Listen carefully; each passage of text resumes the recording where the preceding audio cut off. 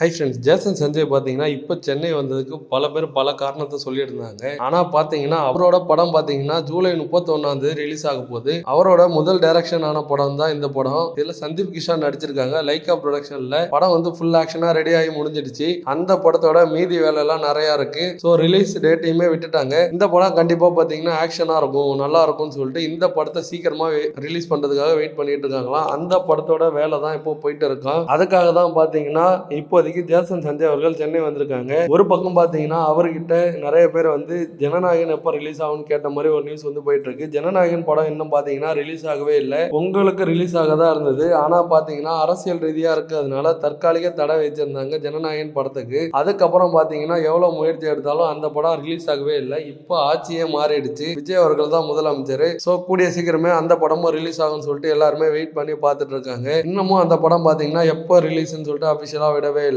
இப்போ தளபதி விஜய் அவர்களோட ஃபேன்ஸ் எல்லாருமே பாத்தீங்கன்னா ஜேசன் சஞ்சய் படத்தோட சிக்மா மூவிக்கு தான் எல்லாருமே சப்போர்ட் பண்ணிட்டு இருக்காங்க. விஜய் அவர்கள் இப்போதைக்கு அரசியல்ல உள்ள வந்து மாற்றம் வேணும்னு சொல்லிட்டு பயங்கரமான ஒரு மாற்றத்தை ஏற்படுத்தியிருக்காங்க. இப்போ அவரோட பையன் நீங்க புது முயற்சியில ஈடுபட்டு இருக்கீங்க. இந்த படம் உங்களுக்கு வெற்றி படமா மாறும். இது வந்து உங்களுக்கு மிகப்பெரிய பிளாக் பஸ்டா இருக்கும்னு சொல்லிட்டு எல்லாருமே அவருக்கு வாழ்த்துக்களை தெரிவிச்சிட்டு இருக்காங்க. ஸோ என்ன ஆகும்னு சொல்லிட்டு வெயிட் பண்ணி பார்ப்போம். இந்த படத்துக்கு நீங்க எந்த அளவுக்கு எதிர்பார்க்குறீங்கன்னு கமெண்ட் பாக்ஸ்ல கமெண்ட் பண்ணிட்டு இதே போல ஹாட்டான ட்ரெண்டிங்கான அப்டேட்டுக்கு நம்ம சேனல் ஒரு ஃபாலோ பண்ணி வச்சுக்கோங்க. தேங்க்யூ.